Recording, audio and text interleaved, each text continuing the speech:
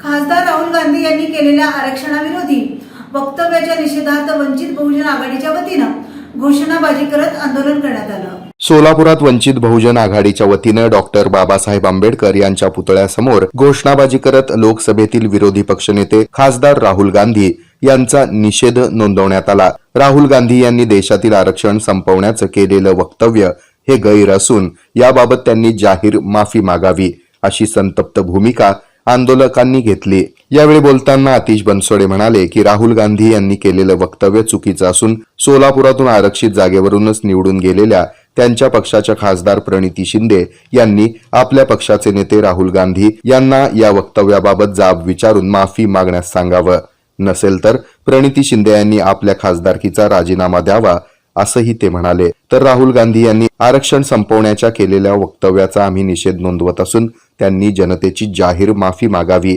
अन्यथा वंचित बहुजन आघाडी यापेक्षाही तीव्र आंदोलन करेल असा इशारा सोमनाथ साळुंखे यांनी दिला।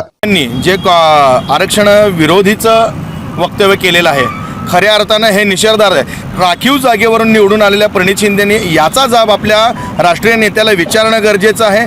मुळात आपण आरक्षणाच्या जागेवर निवडणूक लढवतो आणि आपला नेता आरक्षण विरोधी भूमिका घेतो, याचा जाब त्यांनी विचारला नाही तर तुम्हाला आरक्षित जागेवर उभारण्याचा अधिकार नाही। तुम्ही नैतिकता पाळावी, आरक्षणवाद्यांचं तुम्ही नेतृत्व करता तर तुम्ही नैतिकता पाळावी आणि तात्काळ खासदारकीचा राजीनामा द्यावा अशी मागणी वंचित बहुजन आघाडीच्या वतीने संबंध महाराष्ट्रभर केली जाते आहे। सोलापूरमध्ये लोकसभेच्या मतदारसंघामध्ये प्रणिती शिंदे आरक्षित जागेवरून लोकसभेवरती निवडून गेल्या। आमचं प्रणिती शिंदेंना आव्हान आहे की एक तर राहुल गांधींच्याकडून माफीनामा घ्या, अन्यथा तुम्ही लोकसभा सदस्यत्वाचा राजीनामा द्या।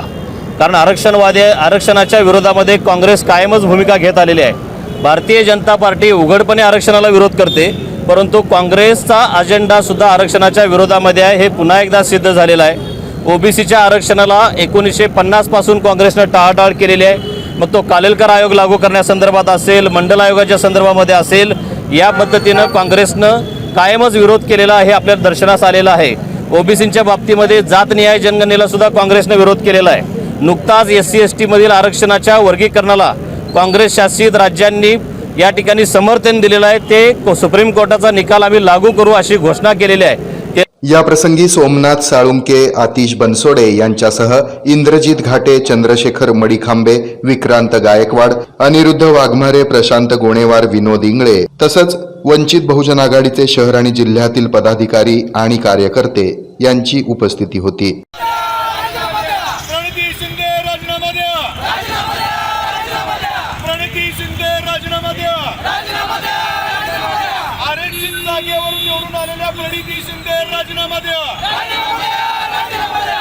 रयतेचा सर्वांगीण विकास हाच शासनाचा ध्यास।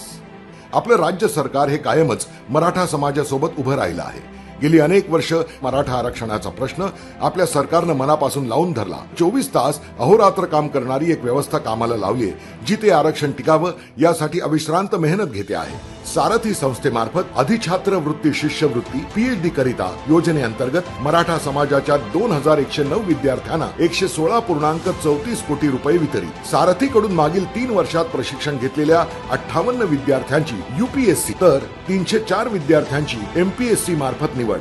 छत्रपती राजाराम महाराज सारथी गुणवंत विद्यार्थी शिष्यवृत्ती मागील वर्षी 32,639 विद्यार्थ्यांना 31 कोटी रुपये वितरित। तसंच या वर्षी 44,102 विद्यार्थ्यांना 42 कोटी मंजूर।